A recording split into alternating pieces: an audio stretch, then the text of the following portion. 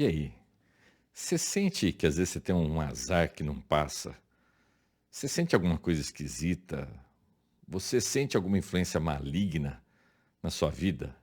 O que você pode fazer para se livrar do diabo, das influências malignas? Bem-vindo a mais um vídeo e hoje nós vamos discutir como é que você se livra da influência do maligno na sua vida. Primeira coisa que nós vamos falar aqui: existe esse ser maligno? Existe o diabo? Existe. Você sabe que na Bíblia são 66 livros, e se você pegar o primeiro vai falar do diabo, se você pegar o último, o primeiro é Gênesis, o último é Apocalipse, e lá vai ser falado sobre o diabo. O que significa a palavra diabo? A palavra diabo significa o acusador. Então o diabo é um ser maligno, a Bíblia não fala como que ele surgiu, tem muitas inferências, as pessoas dizem que foi uma rebelião, que foi não sei o quê, mas a Bíblia não é muito clara sobre a origem do diabo, mas o fato é que o diabo existe. O diabo é um ser derrotado já por Cristo, ele foi derrotado na cruz, e ele age no mundo com a permissão de Deus. Até o final dos tempos, até o último dia, o dia do retorno de Cristo, triunfal de Cristo, ele vai ser de vez jogado num lago de enxofre. Ele já é vencido, mas ele fica aqui no mundo, ele atua no mundo, ele tem liberdade para atuar no mundo, para atuar nas pessoas, e em algumas pessoas ele atua de uma maneira evidente, fica fácil de você perceber, em outras de uma maneira não tão evidente.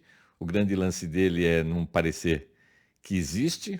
Um outro vídeo eu posso falar mais sobre isso, sobre as artimanhas que o diabo usa para influenciar a sociedade, os costumes e tudo mais.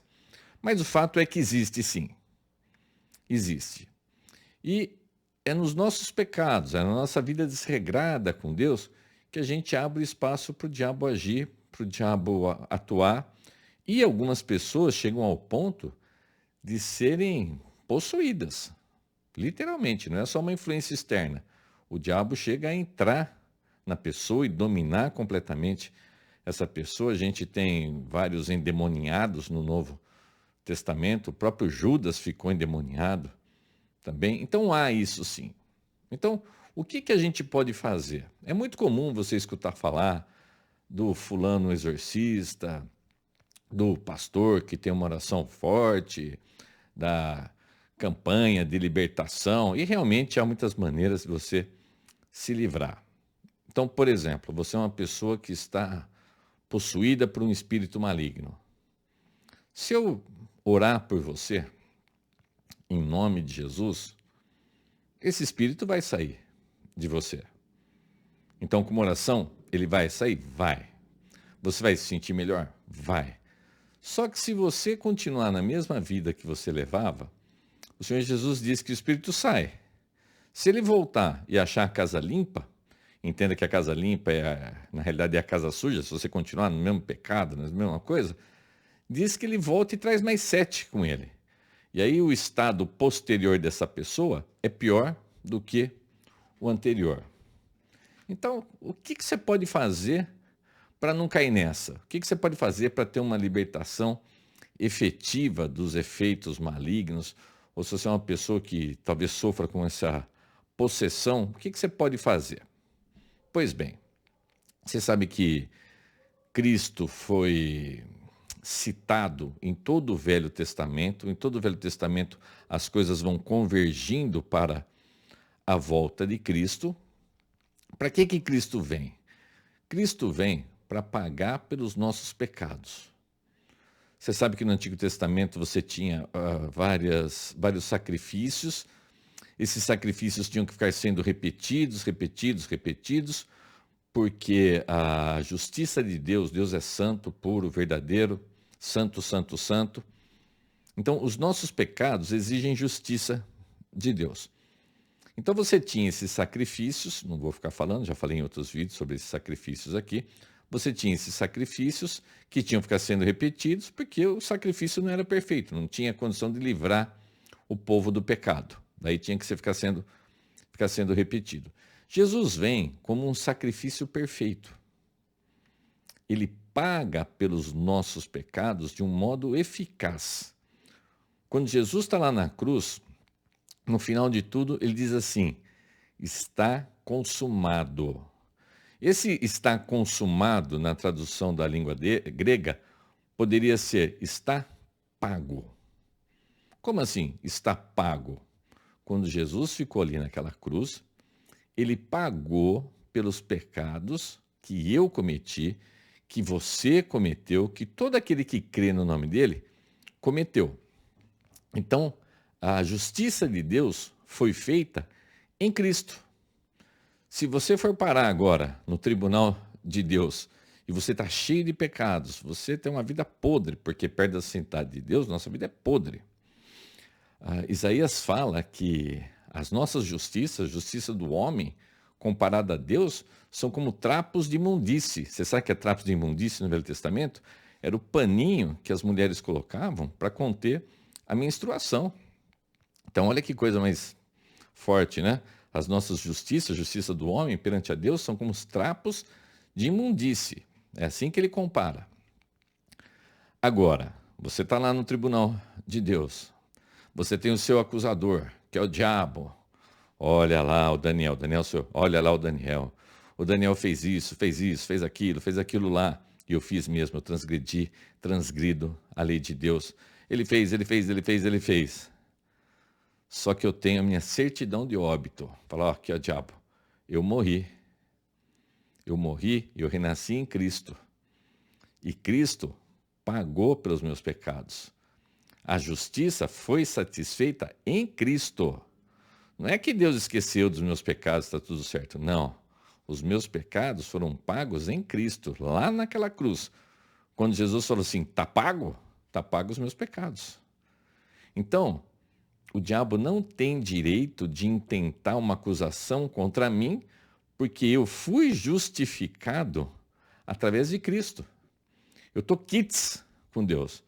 E eu deixei de ser pecador? Não. Eu peco ainda, lógico. Mas agora eu sou filho de Deus. Agora eu me arrependo. Agora eu peço perdão para Deus. E a Bíblia fala que se você confessar os seus pecados, Deus é fiel e justo para te perdoar. Porque agora você é filho de Deus. Antes, você está no estado de beligerância. Depois, você passa para um estado de ser filho de Deus, irmão de Jesus. Jesus é o seu irmão mais velho. Então, o que você pode fazer para o diabo não ter mais esse poder de entrar em você, de agir dessa forma na sua vida?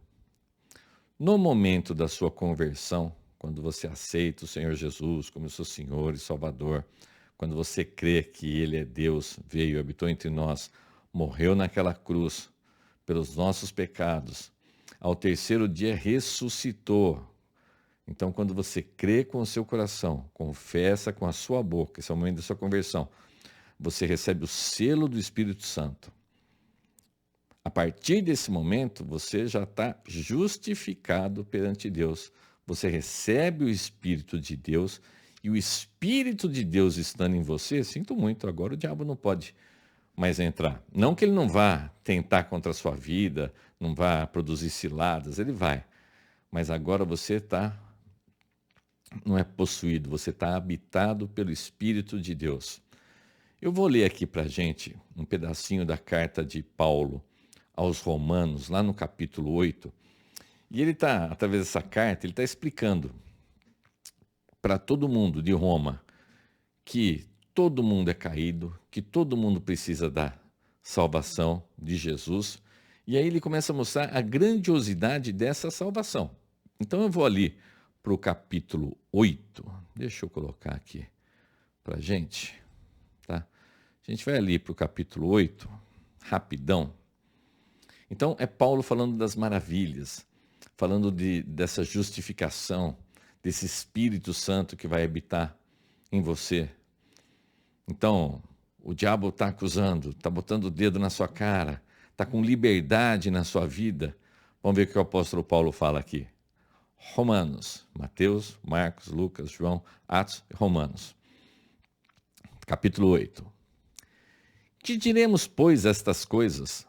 Se Deus é por nós, quem será contra nós?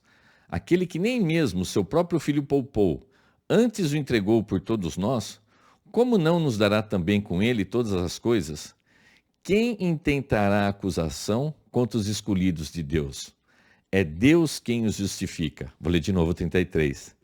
Quem intentará acusação contra os escolhidos de Deus? É Deus quem os justifica. Quem intentará? Ninguém. Ninguém. Vou continuar, mas você entendeu, né? Ninguém. Diabo, a palavra diabo significa acusador. Quem é que vai poder te acusar? Ninguém. Quem os condenará? Cristo Jesus é quem morreu, ou antes, quem ressurgiu dentre os mortos, o qual está à direita de Deus e também intercede por nós. Quem nos separará do amor de Cristo? A tribulação, ou a angústia, ou a perseguição, ou a fome, ou a nudez, ou o perigo, ou a espada? Como está escrito, por amor de ti somos entregues à morte todo dia, o dia todo. Fomos considerados como ovelhas para o matadouro. Mas em todas as coisas somos mais que vencedores, por aquele que nos amou. Porque estou certo de que nem a morte, nem a vida, nem anjos, nem principados, nem coisas presentes, nem futuras, nem potestades, nem a altura, nem a profundidade, nem qualquer outra criatura nos poderá separar do amor de Deus, que está em Cristo, o nosso Senhor. Gostou? Quem poderá? Ninguém poderá, gente. Ninguém.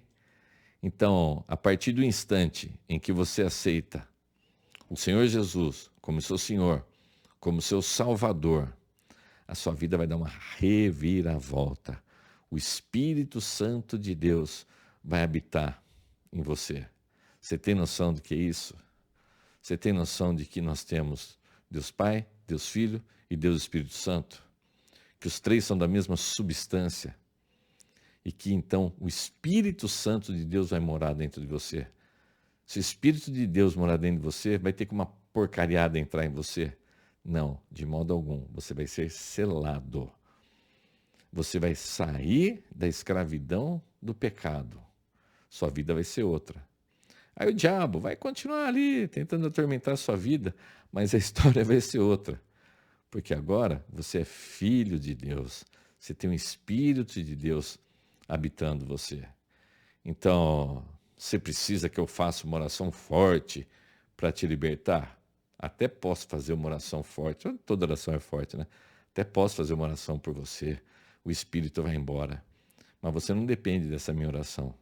Porque se você agora, aí onde você está, se você fechar os seus olhos, ou ficar de olho aberto também, se você em sinceridade de espírito, você se arrepender dos seus pecados, confessar isso para Deus, falar, eu creio que o Senhor veio, habitou entre nós, ressuscitou, voltará.